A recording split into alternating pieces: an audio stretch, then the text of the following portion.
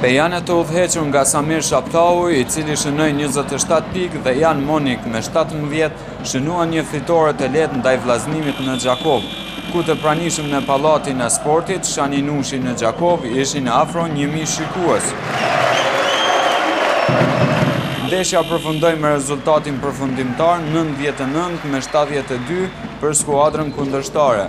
Kjo ishte fitoria e 4 rresht për Pejen, ndërsa për vllaznimin humbja e dytë.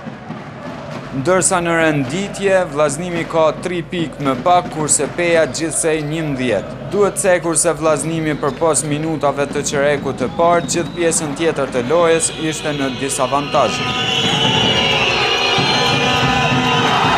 Lojtari më i dalluar nga vllaznimi ishte Dino Hoxhić me 15 pikë të shënuara. Gjatë gjithë ndeshjes, tifozët kuqezin përkrahen ekipin e tyre përkundër faktit që ishin në disavantazh.